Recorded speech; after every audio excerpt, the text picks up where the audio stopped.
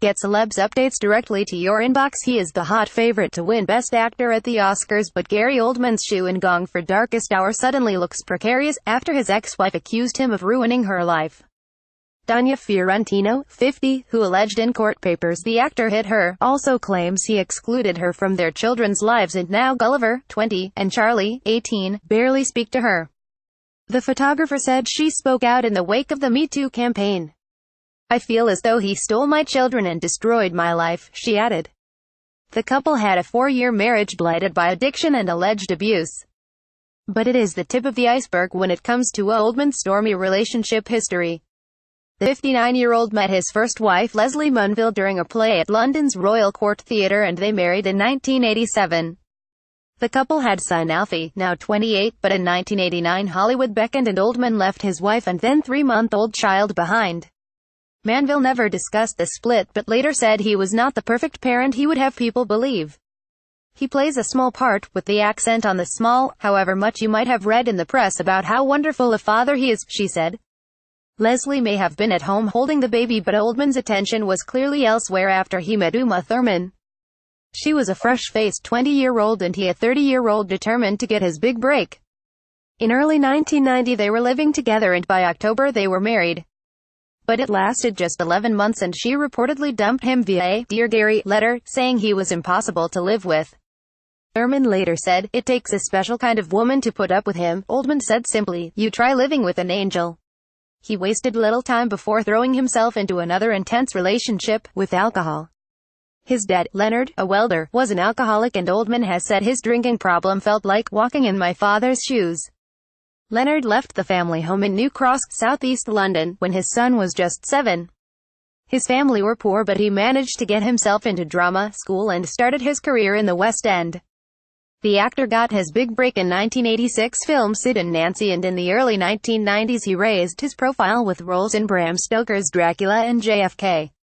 But his drinking was soon out of control, leading to £16,000, 4-day binges in lavish hotels. However, it wasn't all about the booze. He is rumored to have also had a relationship with Winona Ryder in 1992. 2 years later he met actress Isabella Rossellini, again on a film set, and in just a few weeks came talk of marriage. But, as his drinking continued to spiral out of control, including a 70-day bender which turned his tongue black, she gave him an ultimatum. Rehab or there would be no marriage. He did eventually manage to get sober, which he admitted was one of the hardest things he had ever done. The marriage to Isabella never happened, and he quickly fell for Danya after meeting her while attending Alcoholics Anonymous in 1996. Within 5 months of meeting, they were married. Danya was pregnant with their son Gulliver at the time. Their second son Charlie was born 2 years later, but by 2001 Oldman was facing divorce number 3.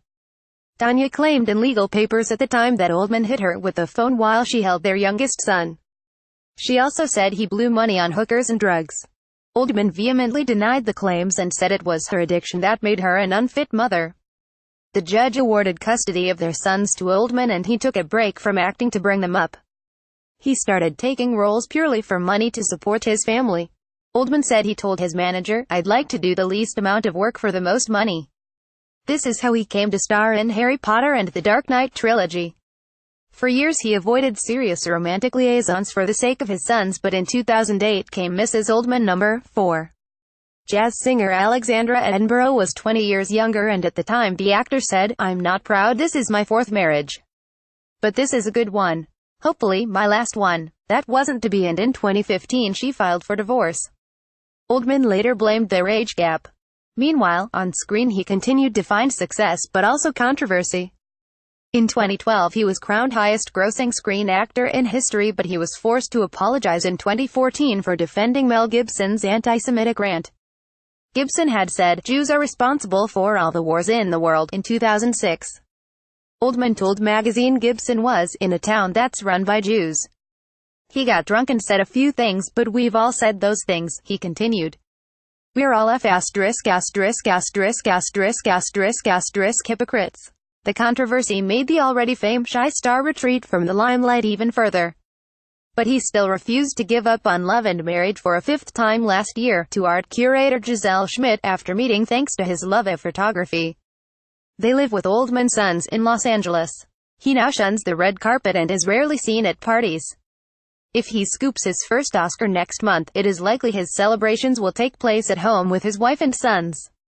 This time, he have found a relationship that will last the distance.